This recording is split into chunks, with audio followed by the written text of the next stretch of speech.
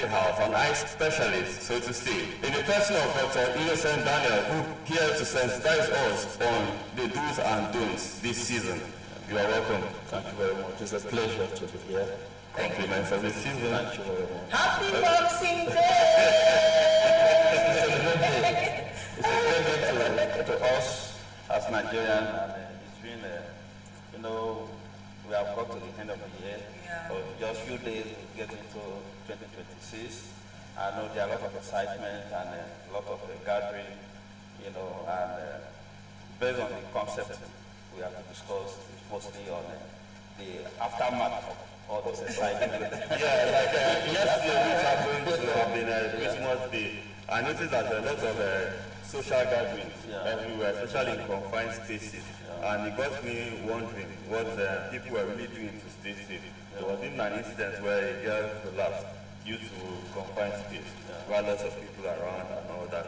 And then the season of what is popularly known as Apollo is here. And I hear a lot of myths about Apollo. How red eye, you have the red eye and everything. And then people get confused. People say it's not all kind of redness that comes to the eye that causes Apollo.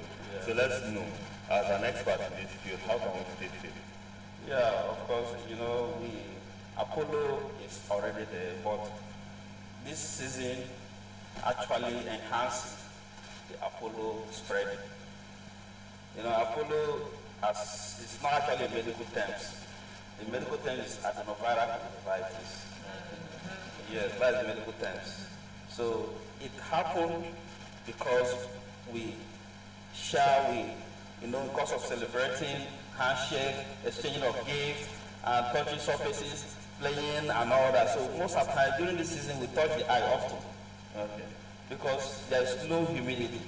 The atmosphere is right. So the dust gets to the eyes all the time. And we involuntarily react by touching the eye. So because of touching the eye, we introduce the viral infection to the eye, and the eye becomes infected. So ordinarily, not all infection, not all redness is Apollo. Can you differentiate on that? Of course, the Apollo redness is not just only redness. The symptom associated with Apollo is one, there is redness, of course. There will be sandy feeling, that's gritty feeling, light intolerance, and there will be tearing, swelling of the eyelid. These are the common sign and symptom of Apollo. We also have bacterial conjunctivitis, we have fungal conjunctivitis, and we have allergic conjunctivitis. All these cause red eye. We have acute glaucoma, also cause red eye. We have iritis or anterior uveitis, all cause red eye. But the difference is that bacterial conjunctivitis, you see a mucoporial discharge or yellowish discharge. This shows that this person is infected with bacteria. Then for someone who is infected with adenoviral conjunctivitis, one is it has contagious nature. It spreads fast. So if somebody is infected in the family, the whole family it goes round within the week. But all the bacterial conjunctivitis is not all that contagious. Allergic conjunctivitis, of course, is due to allergy, dust, and all that. So that one is not it's not contagious at all. But comparing the rate of contagiousness of bacteria and viral is fast. It's like a wildfire spreading. So that's why we link during the first outbreak took place in 1967 in California. So this was a new army recruit that had the outbreak, that had infection. Just one person, but it spread around all the recruits. That was the first outbreak of allergic conjunctivitis. And why it was called Apollo, it was because there was what we call NASA Apollo program. That period, NASA Apollo program, by NASA Apollo flight program. So the outbreak happened within that period of that NASA Apollo program. So they have to link it to Apollo. You see? And there's a post-flight infection. One of the astronauts got infected after invading the moon. He returned back. He discovered that his eye is infected, and it was discovered that it's adenovirus. That is adenoviral conjunctivitis. That was the first Apollo infection, but that wasn't an outbreak. But the first outbreak took place in 1967. So within this time, between this NASA Apollo program, that is 1961 to 1972, this period is the era that the outbreak took place. So they now call it Apollo. So it wasn't like it's a medical name. The medical name is Adenoviral Conjunctivitis. Adeno simply means that it was gotten from adenoid tissue. It was first discovered in adenoid tissue, the respiratory tract, the tissue found at the respiratory tract. So based on that, they now name it adenovirus. Okay, these are adenoviral conjunctivitis, aka Apollo. Yeah. It's really discomforting. Yeah. How can it be treated or managed? Yeah, it's actually self-limiting. That means that it gets over by itself. After 3 weeks, the lifespan of the virus is just 3 weeks. So without applying anything, it will die off after 3 weeks. But the people tend to complicate it by putting a lot of things, due to the spirit of festivity. Imagine your eye is red and you want to wear a good shirt, you want to go and greet your loved ones. So you do everything possible to get off the redness and the Apollo and the rest of it. So that prompts people to put a lot of things, sugar solution, salt solution, urine solution, battery solution, every kind of thing into the eyes, and that will result to complications like anterior staphylomas, corneal opacity, corneal ulcer, and all that. I want to comment there. Back in the days, during our mother, father times, back in the days, we know of breast milk. Yeah. They put it. And when they put this thing, it works somehow. Yeah. Urine, when you put it works somehow.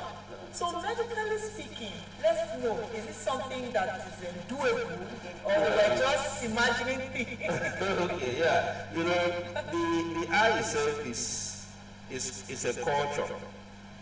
Now what I mean by culture, when you go to a lab, they will take sample from you and culturize it. They want it to grow. They want to grow, and they will use microscope and see it, magnify it, and all that.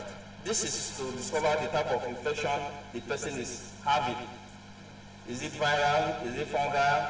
Is it bacterial? That is the essence of the reason of taking a sample and culturize it. They say go, next day come. They are trying to study it. So likewise, the eye has tear film. So when somebody put breast milk, the eye is already infected. For example, the eye is infected with bacteria. And if the eye is infected with bacteria, you added breast milk. Breast milk is actually food. So you are giving the microorganism in the eye to grow. You are cauterizing the eye. Really? Because the microorganism is already there. So you are not adding breast milk. So you are creating an enabling environment for the microorganism to grow. So what happened in those areas is simply because bacteria have a lifespan. Virus has a lifespan. So it will definitely disappear on its own. So it's not because of the breast milk that clear up the eye. Yeah, what is the mind thing? Yeah. So that was knowing it just working. Yes. So it is because of the lifespan. So it's not because the breast milk was added. The breast milk would even complicate it because the microorganism will grow because they are giving the microorganism more food to grow by adding breast milk. Okay, so look, now let's talk about what can we do, speaking about this Apollo, aka Apollo and all that. How can we manage ourselves within this period, even beyond this period? I think it behoves on us to be self-aware. That's what we're doing now. The next thing is to take preventive measures. What are those necessary preventive measures that we can? Yeah, hygiene is the key. I want to talk about hygiene. We're talking about regular hand washing.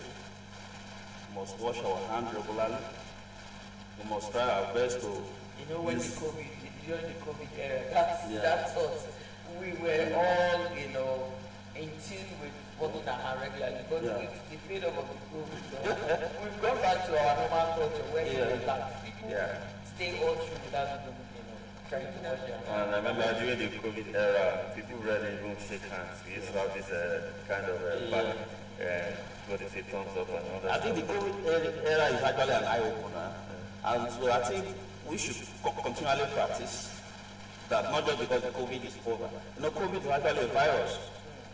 So when we talk about preventive measures, we are talking about hygiene, hand washing regularly, ensuring we have this hand sanitizer, to sanitize our hand in the offices. We need to keep hand sanitizer as a strategic point. After touching the table, you sanitize your hand. After whatever you do, you sanitize your hand. After all the love, sharing of food, sharing of items, you have to wash your hands. Alternatively, you need to use hand sanitizer. And then for those of us who might be having maybe tearing and all that, we should not be tempted to touch our eye. So you can use this disposable tissue paper, clean your eye and dispose it. Don't use handkerchief to rub the eye. Handkerchief that you have been it's dangerous to use it to clean the eye. So it's best to get a tissue that you can use and clean and dispose. Anything that you can easily dispose. So these are on the hygiene. Then we have to do our best to avoid crowded area. You must be conscious of crowd area. And then we must also try our best to ensure that dust particles do not get to our eyes. So we should wear protective eye protections, eye safety. As you are going up for outing, get an eyewear that you can use to protect your eye from direct dust from getting direct to your eyes. Because when your eye gets in touch to all this, you will be tempted to rub. Like, remember what I said, that this virus is there at all seasons. But it becomes prominent in this dry season because of our lifestyle. Because of our lifestyle, we touch the eye more during dry season. That's my 1 point. 2, the virus survives more in a low humidity.